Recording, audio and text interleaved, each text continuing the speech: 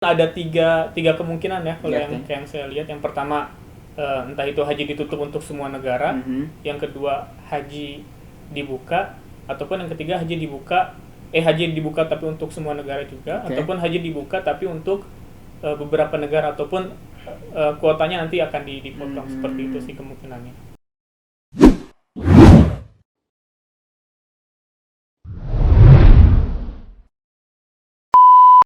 Sekarang Rido kerja di KBRI Riyadh juga ya? Sebenarnya kalau di KBRI Riyadh itu bukan kerja sih jatuhnya, lebih ke bantu-bantu aja. Bantu ya. Iya. Jadi, tapi staff Adikbud ya. Iya, mungkin bisa dikatakan staf sementara. Staff sementara gitu ya. Apa tugas job desk-nya di sana di Kemarin kan beliau Pak Dikbud Pak Dikbud KBRI Riyadh kan kekurangan staf itu karena hanya ada satu staf. Sementara kebutuhan staf itu sekitar 3 atau 4 orang. Makanya minta bantuan kepada kita gitu, khususnya mahasiswa untuk bantu-bantu beliau. Terus ya udah akhirnya saya menyanggupi untuk membantu. Adapun untuk tugas-tugasnya sendiri lebih ke masalah kesekretariatan sih, jadi kayak membuat surat, pengarsipan dan segala macamnya. Ya, ya. Tapi gimana dengan aturan di kampus? Kan ada aturan bahwa mahasiswa itu tidak boleh tidak boleh Bekerja, kerja. iya. Apakah itu tidak termasuk kategori kerja seperti tadi bilang bantu-bantu aja Iya. atau seperti apa sih sebenarnya penjelasan tentang mahasiswa itu tidak boleh kerja? Betul. Sebenarnya sih jelas itu peraturannya. Jadi mahasiswa tidak boleh kerja kalau pekerjaannya itu resmi. Seandainya nanti saya menjadi staf resmi di KBRI Riyadh, ya saya harus berganti status visa gitu, bukan visa kuliah lagi tapi visa kerja gitu. Sementara kan kalau yang sekarang posisinya bukan sebagai pekerjaan yang resmi. Jadi maksudnya nama saya itu nggak terdaftar secara tetap di Kemenlu, Kementerian Luar Negeri. Jadi hanya sementara aja untuk bantu-bantu. Kalau kategori seperti itu masih diperbolehkan. Berarti termasuk yang kerja di Jaliyat, Iya. kantor-kantor dakwah itu. Iya, bahkan kampus sendiri pun kemarin sampai sekarang sih, jadi selalu membuka pendaftaran untuk mahasiswanya yang ingin bekerja part time gitu di kampus, kayak yang di perpustakaan, gitu. Iya. Terus kayak tempat olahraga, Iya. itu kita bisa gitu untuk kerja di sana. Gimana syarat untuk misalnya mau kerja di perpustakaan atau tempat olahraga?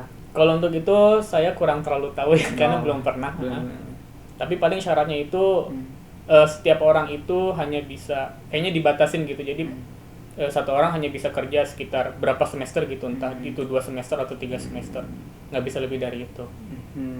Berarti ya bisa aja sebenarnya ada peluang part time gitu ya di kampus ya, yang dibolehkan. Betul. Walaupun ada aturan tidak boleh kerja. Iya, gitu betul. Ya. Karena di Saudi ini memang cukup unik ya, karena kita hanya fokus belajar, beda dengan mungkin teman-teman di Eropa atau di negara-negara lain yang ya mungkin boleh aja untuk ambil kerja part time. Betul.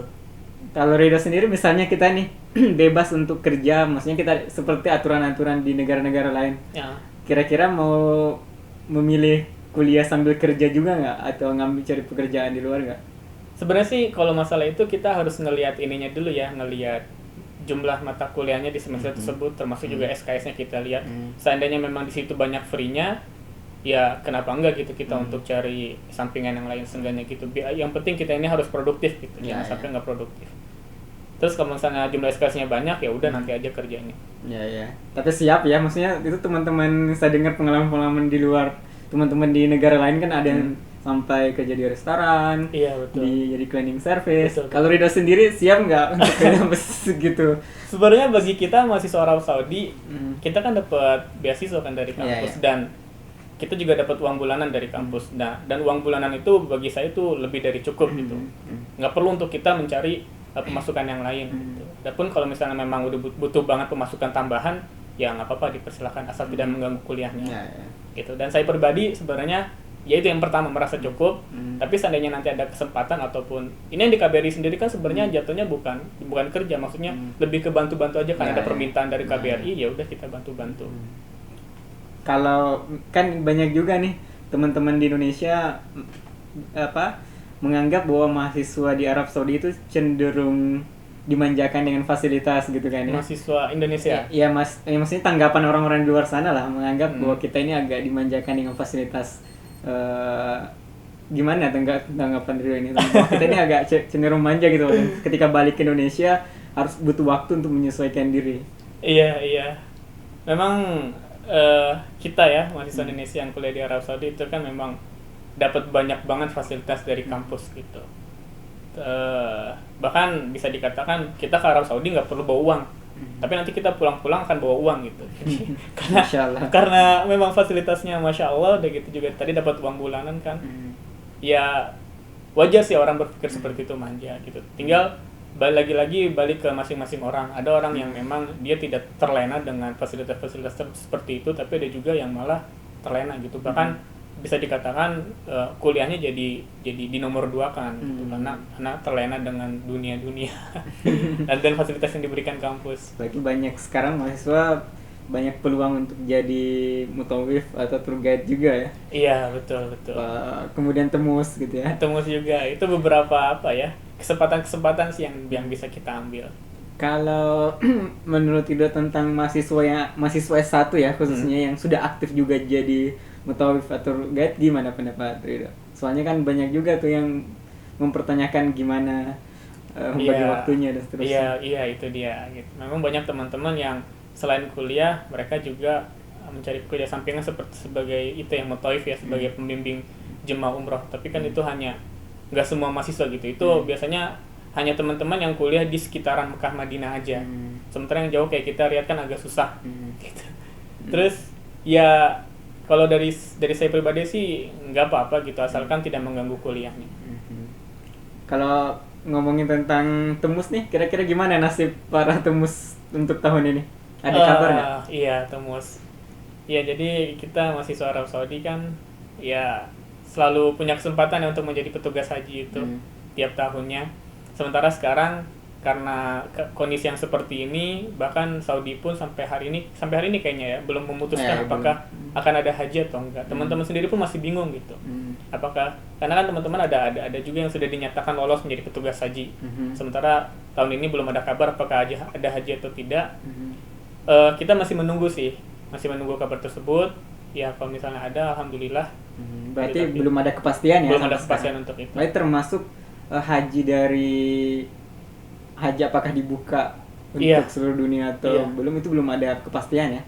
Iya, walaupun ada tiga kemungkinan ya kalau yang saya lihat. Yang pertama entah itu haji ditutup untuk semua negara, yang kedua haji dibuka, ataupun yang ketiga haji dibuka tapi untuk semua negara juga, ataupun haji dibuka tapi untuk beberapa negara, ataupun kuotanya nanti akan dipotong. Seperti itu sih kemungkinannya. Ya, semoga wabah ini cepat diangkat. Amin. Insya Allah. Karena banyak hal-hal yang tertunda gara-gara betul. Banyak wabah seperti ini. Betul. Apa nih mungkin pesan-pesan dari Ketua PPMI Arab Saudi untuk ya warga pelajar Indonesia di Arab Saudi, khususnya yang mungkin banyak yang mau persiapan pulang kampung atau seperti apa? Mungkin ada pesan-pesan khusus yang mau disampaikan? Iya, buat teman-teman sih yang memang ingin pulang, dan sekarang kan semester juga udah hampir selesai kayaknya. Beberapa teman-teman tuh udah ada yang selesai ujiannya, walaupun ada beberapa yang belum.